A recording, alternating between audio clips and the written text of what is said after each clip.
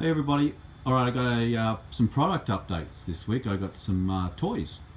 Some new toys are always good. So, I had the other little motor. Now I've upgraded to a bigger motor. I'm just testing it out. This is like a pretty loose rig, but it seems to actually work pretty good. And this is something along the lines of what it's going to be like when I actually test it. I'm just road testing it at the moment, and this seems pretty good with just a little bit of aluminum plate sitting under the motor. The motor seems to be supporting on it really well. Yeah, I could mount it somewhere else and run a couple of lines, but that's sort of not the setup I run. I run a very minimal setup with, basic, less things to go wrong. It's an amazing little it's like a Keg King motor. I think it was $80. It's got the upgraded stainless steel front on it, and I just clipped it straight on like the other motor with the quick disconnect, and I run a valve on this one though. So this is a magnetic motor, so you can reduce the flow of it, and the impeller is not connected to the drive, so it doesn't overheat the motor. It just spins like a magnetic.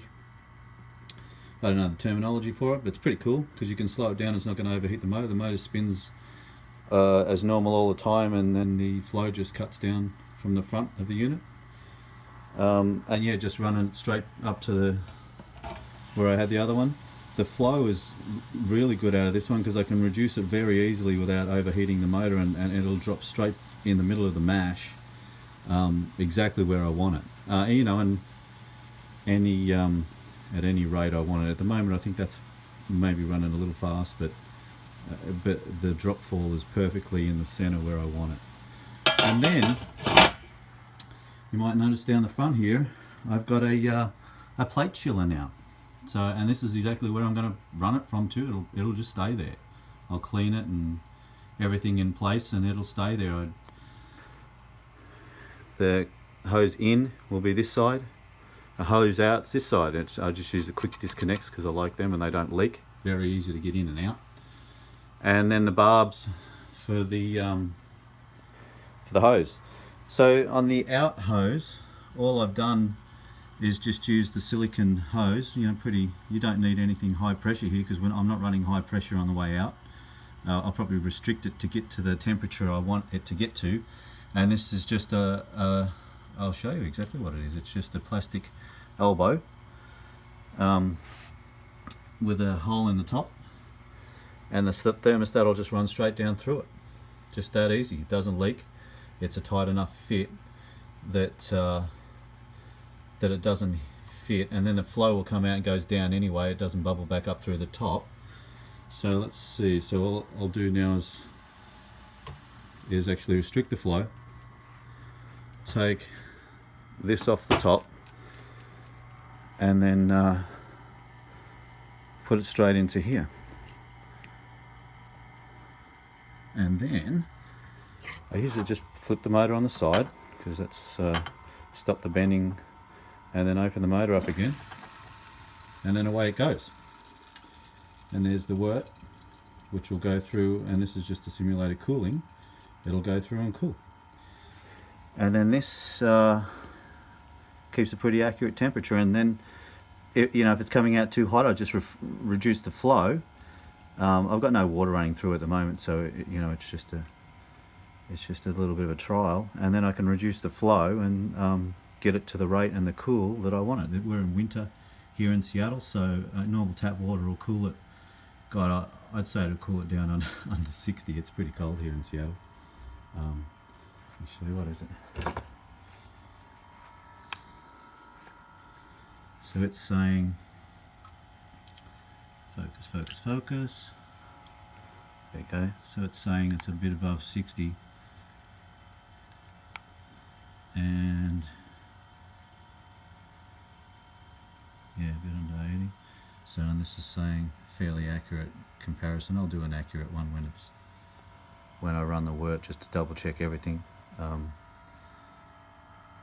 But it's a pretty consistent little cheap a system. Duda Diesel. I'll do a full review on the Duda Diesel plate chiller once I've run a brew through it, but at this stage it's got huge plate length, which is what I was after. It's under $90.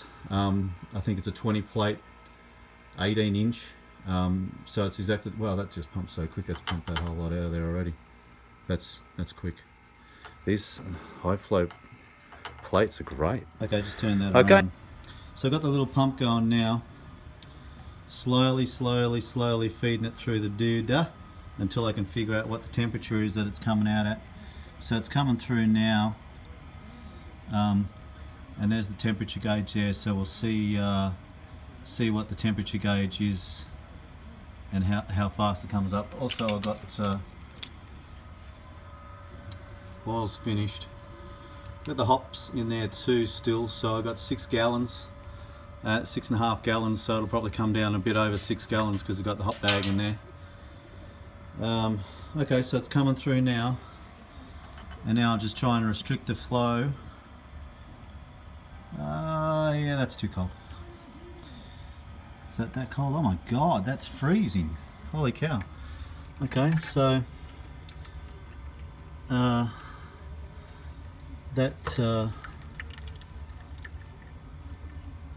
wow. Okay, so that's one pass. One pass through the Duda Diesel. It's coming out at 48. So what I'm led to believe is we're going to have to turn it up a little bit and get the temperature up higher than that, because I want it above 60. Okay, so it's coming up now. Feel that cord. Wow, that is so cold coming out of there, my gosh. Okay, so I think what we're going to have to do is, now it's coming up, but that's still way too cold. That's pretty impressive, very impressive. Okay, so what I'm going to do now is quickly turn the valves and everything off, and I'm going to restrict the water flow that's going into the plate chiller, and then try and warm it up with less water. Okay, so I've restricted the flow of the water a lot, and I've got the temperature coming back up, and now what we'll do is we'll just play with the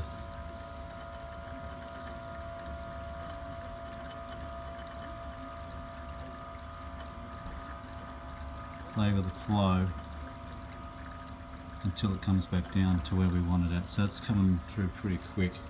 It's going to take a little bit of time to get it right, I suppose. Very impressive.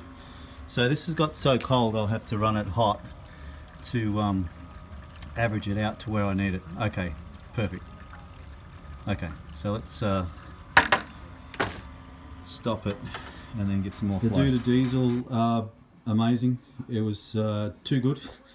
The Seattle water at the moment, I have to take a temperature reading of what it's coming through and try and get some system on, depending on what the starting temperature of the water is to the outcome of the work that comes through it, because it was barely 50 degrees when it came through it that first time. So I had to actually let it come through about 80 degrees by restricting the water flow and then upping the flow of the wort until I got it warmed up a little bit, and then took the water down, then restricted the flow to get it accurately coming through around 70. I wanted it to come out through around 70. I'm going, this is a Hefeweizen, and I'm going to run it pretty high.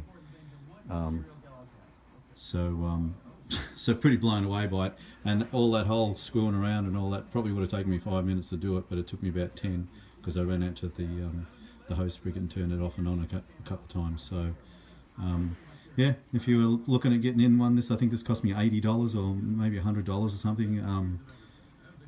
Considering I got a Silver Serpent up there, and then I got another one.